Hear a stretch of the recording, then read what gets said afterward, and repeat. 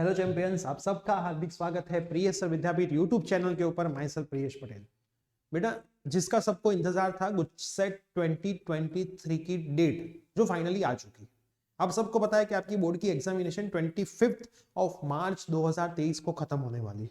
उसके बाद मैं काउंट करूं तो 26, 27, 28, 29, 30, 31, एक और दो, मतलब 8 दिन आपको एक्चुअल में मिलने वाले हैं आपकी गुजसेट की एग्जाम से पहले। तो क्या ये 8 दिन में गुजसेट की प्रिपरेशन हो सकती है क्या? और प्लानिंग के साथ आपको मेहनत करनी पड़ेगी। किस किस चीजों का आपको ध्यान रखना पड़ेगा, ये सभी चीजें मैं आज की वीडियो में डिस्कस करने वाला हूं। लेकिन वीडियो को शुरू करने से पहले अगर आप गुजसेट फिजिक्स की प्रिपरेशन हमारे साथ करना चाहते हो तो डिस्क्रिप्शन बॉक्स में एक व्हाट्सएप ग्रुप की लिंक दी है, उसमें ज्वाइंट हो जाओ। ऑलरेडी चैप्टर नंबर 1 कंप्लीट हो चुका है जो यूट्यूब पे लाइव सेशन होते हैं। इस वीक में चैप्टर नंबर 2 भी है जिसकी लिंक भी ग्रुप में आ जाएगी। यूट्यूब पे लाइव सेशन होंगे जहां पे एक सेशन थ्योरी का होता है और एक सेशन एमसीक्यू का होता है। तो धीरे धीरे करते हम सारे चैप्टर यहाँ से कवर करने वाले हैं और मटेरियल भी वही ग्रुप में आते हैं। और चैनल पे नहीं तो सब्सक्राइब जरूर करें ताकि आपकी एडमिशन प्रोसेस के टाइम भी हम यहाँ से आपको हेल्प करने वाले हैं। अब बात आती है गुजसेट 2023 की। तो बेटा मैं आपको एक चीज बताने वाला हूं कि बोर्ड की जो एग्जामिनेशन आपकी है जीएसईबी के, अगर आप स्टूडेंट हो, सीबीएसई में तो 16-17 एमसीक्यू आते हैं सेक्शन ए में, लेकिन जीएसईबी के स्टूडेंट जो है उनको 50 एमसीक्यू आते हैं। तो अगर आप ये 50 एमसीक्यू की प्रिपरेशन अभी से कर रहे हो तो गुजसेट की 90 से 95% प्रिपरेशन आपकी यहाँ से हो जाती है, क्योंकि क्वेश्चन पेपर में सेम जैसे ही आते हैं। अब मेरा एनालिसिस है, स्टूडेंट मुझे यही पूछते हैं कि सर मैं एमसीक्यू के लिए कोई अलग से बुक प्रिपेयर करूं कि नहीं करनी चाहिए, थोड़ा हमें गाइड करो। तो मैं आपको आज के वीडियो में वही बताने वाला हूं। देखो, मैंने कुछ पॉइंट आउट यहाँ पे लिखे हुए हैं। सबसे पहले तो डरना मना है। देखो, डरोगे तो कुछ होने नहीं वाला है, नहीं डरोगे तो बहुत सारा अच्छा होने वाला है। अब फिजिक्स के अंदर की मैं बात करूं तो फिजिक्स में मैंने देखा है कि जो पेपर में सवाल आते हैं, चाहे बोर्ड के हो कि चाहे गुजसेट के हो, वो इक्वेशन बेस्ड सवाल ज्यादा होते हैं। अब आपके दिमाग में ऐसा सवाल आएगा कि सर इक्वेशन बेस्ड का मतलब क्या? तो मान लो કે infinite plate sheet chapter number 1 અનંત લંબાઈનું પૃષ્ઠ, એનું વિદ્યુત ક્ષેત્ર તમને બધાને ખબર છે કે E બરાબર સિગ્મા અપોન 2 એપ્સિલોન 0 છે। ખ્યાલ છે બધાને? ચેપ્ટર નંબર 1 ગોસ લોના યુઝમાં સેકન્ડ નંબરનો યુઝ। હવે લાસ્ટ ટાઈમ જે સવાલ આવ્યો તો એ કેવી રીતે સવાલ આવ્યો તો હું તમને થોડુંક હિન્ટ આપું તો કે ઇન્ફાઇનાઇટ પ્લેટનું જે ઇલેક્ટ્રિક ફિલ્ડ છે એ નીચેનામાંથી કોના ઉપર ડિપેન્ડિંગ નથી। આવું હતું, કોના ઉપર ડિપેન્ડિંગ નથી, અને ઓપ્શનમાં આર એટલે કે ડિસ્ટન્સ આપેલું છે, એ તમારે ટિક કરીને આવવાનું હોય। તો હવે તમારા તમને કેવી રીતે ખ્યાલ આવશે કે કઈ રીતમાંથી एमसीक्यू बने? तो તમારા દિમાગની અંદર जितने भी फिजिक्स के अंदर थ्योरी के क्वेश्चन है, प्रूफ है, वो सारे आपको पता होने चाहिए। जब क्वेश्चन आता है कि इनफाइनाइट प्लेट अनंत लंबाई नो पृष्ठ, तो आपका दिमाग चलना चाहिए कि भाई एक थ्योरी कौन से चैप्टर में आती थी। सबसे पहले आपके दिमाग में ये आना चाहिए कि भाई ये थियरी कौन से चैप्टर में आती थी। अब फिक्स हो गया कि भाई चैप्टर नंबर 1 में आती थी। फिर दिमाग को दूसरा क्वेश्चन ये पूछना है कि चैप्टर नंबर 1 में कौन सी थियरी थी। तो भाई गॉस लॉ का सेकंड नंबर का यूज था। उसका फाइनल आंसर क्या था? तो कि भाई उसका फाइनल आंसर था E is equal to sigma upon 2 epsilon not था।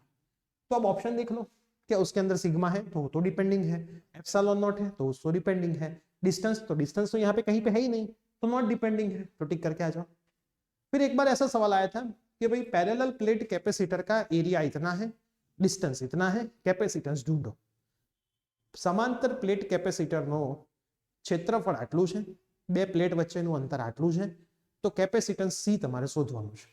હવે દિમાગની અંદર સીધું જાય કે ભાઈ સમાંતર પ્લેટ કેપેસિટર એટલે કે પેરેલલ પ્લેટ કેપેસિટરનું ફોર્મ્યુલા શું અને એનું ચેપ્ટર કયું? તો દિમાગની અંદર આવી જાય કે ભાઈ ચેપ્ટર નંબર 2 કેપેસિટર વાળો ટોપિક અને ફોર્મ્યુલા છે C is equal to epsilon not A by D। બસ, તો વેલ્યू મૂકી દો, सीधू कैपेसिटेंस मળી जैसे। तो ऐसे सवाल बेटा मैंने पेपर के अंदर देखे हैं जो इक्वेशन बेस्ड होते हैं, ताकि क्वेश्चन को आप देखो, वो क्वेश्चन कौन से चैप्टर का है उसमें जाओ, वहां से कौन सी थियरी है वो याद करो, उसका फॉर्मूला लिख लो, फिर जो डेटा दिया है उसको चेक करो और फिर देखो। मैंने देखा स्टूडेंट रट्टा मारते हैं एमसीक्यू। अरे भाई, सेम टू सेम एमसीक्यू नहीं पेपर में रिपीट होते, और होगे भी तो पता भी नहीं चलेगा कौन सा था। हजार एमसीक्यू का रट्टा मार लेते। रट्टा मारने से कोई बेनिफिट होने वाला नहीं है। एमसीक्यू के अंदर वो चीज कोई कागज में लिखनी है तो लिख लेना, नुकसान ही जाएगा। इससे अच्छा है कि अच्छे से कर लो। अब दूसरी चीज, आपके जो एक्सरसाइज के सवाल है, इलास्ट्रेशन के सवाल है, वो सम अच्छे से कर लेने बेटा। उसमें से भी सम डायरेक्ट पेपर में एमसीक्यू में आते हैं, एक एक मार्क में। मान लो कैपेसिटर रजिस्टर का सीरीज कनेक्शन है, 3 रजिस्टर दिए, बोला है कि सीरीज में लगे, શ્રેણીમાં લાગેલા છે, તો સમતુલ્ય કેપેસિટન્સ રેઝિસ્ટન્સ કેટલું, તો ત્રણેયનું એડિશન કરવાનું છે, સમાંતર હોય તો 1/1 કરીને એડિશન સરવાળો કરવાનો છે। तो एक्सरसाइज में ये सवाल है तो एवा आ ज गया है। तो इसका मतलब इलास्ट्रेशन और एक्सरसाइज के जितने भी सवाल है बेटा, स्वाध्याय और उदाहरणना जेटला पण दाखलाओ छे बेटा, ए सरस रीते तमे करी नाखो। तो ये 2 मार्क में, 3 मार्क में, 4 मार्क में आवशे, त्यां तमने फायदो थशे અને સાથે સાથે અહીંયા પણ તમને ફાયદો થશે। તો આ પણ બેનિફિટ તમને સરસ મજાનો થવાનો છે। તો આટલું મેં તમને કીધું કે ઇક્વેશન બેઝ सवाल बहुत आते हैं। दूसरा है बेटा ऐसा यूनिट, ऐसा यूनिट वो लोग बहुत पूछते हैं। मान लो कि ड्रिफ्ट वेलोसिटी, और ड्रिफ्ट तो छोड़ो, मैं आपको बोलूं मोबिलिटी है ना, मोबिलिटी नु एकम यूनिट, ऐसा यूनिट सबसे ज्यादा पूछा है। मोबिलिटी का ऐसा यूनिट क्या होता है?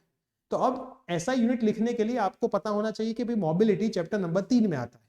चैप्टर नंबर 3 में मोबिलिटी आता है तो उसका फॉर्मूला आपको पता होना चाहिए। अब उसका फॉर्मूला आप लिखोगे तो कि भाई वीडी बाई ई है, मतलब ड्रिफ्ट वेलोसिटी पर इलेक्ट्रिक फील्ड है। तो ड्रिफ्ट वेलोसिटी का आपको फॉर्मूला पता होना चाहिए, मीटर पर सेकंड, और ई का फॉर्मूला भी पता होना चाहिए। अब ई के 2 फॉर्मूला है, एक तो E is equal to F by Q B है, और दूसरा E is equal to V by L B है। क्लियर? तो यहां से एफ बाई क्यू मतलब न्यूटन पर कूलम भी है और वोल्ट पर मीटर भी है। तो ये दोनों बेटा यहाँ पे आपको रखने हैं और फिर चेक करना है कि भाई कौन सा सेट हो रहा है। मोस्टली यही पूछेगी, वोल्ट पर मीटर, तो मीटर कहाँ पे जाएगा? ऊपर जाएगा, तो metre square, volt inverse, second inverse, ये ऑप्शन में लिखा होता है। तो दूसरे जो सवाल आते हैं बेटा वो ऐसा यूनिट के रिगार्डिंग आते हैं, कोई भी चैप्टर का आ सकता है। तीसरे बेटा जो आते हैं वो एमएलटी के सवाल भी आते हैं। मान लो फ्लक्स का एमएलटी क्या है, या फिर ऐसा पूछे कि भाई इलेक्ट्रिक फ्लक्स कौन सी क्वांटिटी है, वेक्टर है कि स्केलर है। तो आपके दिमाग में पता चलना चाहिए कि भाई ये फ्लक्स पहले तो चैप्टर नंबर 1 में है, चैप्टर नंबर 1 में है, उसके बाद उसका फॉर्मूला याद होना चाहिए, फिर ऊपर देखना एरो था कि नहीं था। तो बेटा ये कब पता चलेगा? जब मुझे स्टूडेंट बहुत बोलते हैं सर एमसीक्यू करवाओ, एमसीक्यू करवाओ, उसकी थियरी अच्छी नहीं होती, उसने इलस्ट्रेशन और एक्सरसाइज के सम भी अच्छे से किए नहीं होते, और उसको एमसीक्यू करने। तो एमसीक्यू करने के लिए पहले आपका बी पार्ट स्ट्रांग होना चाहिए, तो ही आप एमसीक्यू को अच्छे से डील कर पाओगे। तो अभी आपके पास बेटा जितना टाइम है, जब कभी भी आप कोई भी थ्योरी फिजिक्स में पढ़ते हो तो ये दिमाग में रखना, ये दिमाग में रखा होगा तो क्वेश्चन देख के आपको दिमाग में आएगा कि भाई प्रियेश सर ने बोला था ऐसा यूनिट आ सकता है, इक्वेशन बेस्ड सवाल आ सकते हैं, फॉर्मूला आ सकता है, डायरेक्ट फॉर्मूला पूछते हैं, है ना। ई बी और सी का रिलेशन क्या है?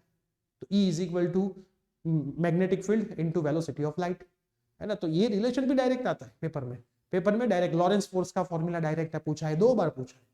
तो ये कब आएगा? जब थियरी आपको पता होगी तो आएगा ना। थियरी नहीं पता और एमसीक्यू रट्टा मार रहे हो तो फायदा क्या है? ले तो सबसे पहले आज के बाद जब कभी भी फिजिक्स में थ्योरी पढ़ना बैठो, इलस्ट्रेशन और एक्सरसाइज के सम करने बैठो, तो ये बेटा आपको कंपलसरी ध्यान में रखना है।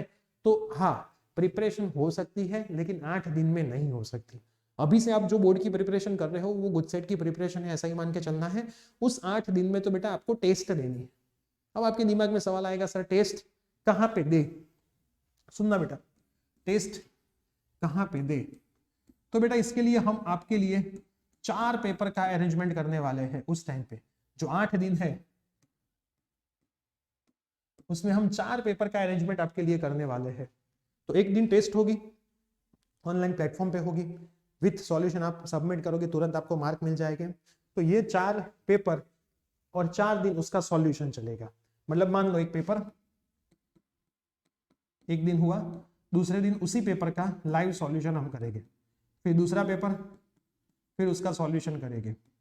तो ऐसे हम 8 दिन का प्रॉपर यूज करने वाले हैं। 40 मार्क के फिजिक्स के यहाँ पे पेपर हो, और अगर हो सकता है तो हम केमिस्ट्री, बायोलॉजी और मैथ्स का भी ट्राई जरूर करेंगे। लेकिन मैं वादा नहीं करता हूँ, मैं फिजिक्स का वादा आपको जरूर करता हूँ। और दोनों मीडियम के स्टूडेंट्स के लिए पेपर होंगे, एक ही साथ आपको 2 क्वेश्चन दिखेंगे, इंग्लिश में भी दिखेगा, गुजराती में भी दिखेगा। क्लियर? तो आपको उसके हिसाब से आंसर टिक करके आने होंगे। तो ये आपको बेनिफिट में हम देने वाले हैं एग्जाम के टाइम में, 8 दिन के टाइम में। लेकिन बेटा इसके लिए आपको पहले प्रिपरेशन तो करनी पड़ेगी, तो उस 8 दिन में आप एग्जाम दोगे तो पता चलेगा कि आपको आता है कि नहीं आता है।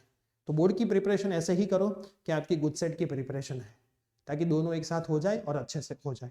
यहाँ से 2 सेशन हो चुके हैं चैप्टर नंबर 1 के। मैं अगर आपको दिखा दूँ तो हमारी चैनल में आपको यहाँ से आप देखें लाइव के अंदर, आपको लाइव के अंदर जाना है, लाइव के अंदर आपको दिखेगा। ये चैप्टर नंबर 1 का थ्योरी का सेशन हो गया था, कहाँ कहाँ से किस तरह से एमसीक्यू आ सकते हैं। ये एक ही सेशन था, लेकिन बीच में इंटरनेट गया था तो सेशन रुक गया था, तो 2 पार्ट में वो डिवाइड हो चुका है। तो ये पहला पार्ट है, ये दूसरा पार्ट है। दोनों पार्ट आपको देखने 70 से 75 एमसीक्यू मैंने करवाए हैं, जिसमें हमने प्रीवियस ईयर्स के पेपर्स के क्वेश्चंस भी उठा लिए हैं, बोर्ड के और गुड सेट के, ताकि आपका पहला चैप्टर यहाँ से पूरा सुपड़ा साफ हो जाए। ऐसे ही हम दूसरा चैप्टर भी यहाँ से शुरू करने वाले हैं। तो आई होप आपको पता चल गया होगा कि गुड सेट से डरना नहीं है, लड़ना है। लड़ोगे तो जरूर सक्सेसफुल बनोगे। तो ये वीडियो सभी फ्रेंड्स में शेयर करें, चैनल पे नहीं तो सब्सक्राइब करें। इंस्टाग्राम टेलीग्राम सेम नाम प्रियसर विद्यापीठ से अकाउंट है। इंस्टेंट अपडेट के लिए आप हमें वहां पे भी फॉलो कर सकते हो। मिलते हैं न्यू अपडेट के साथ। Till then bye bye, take care.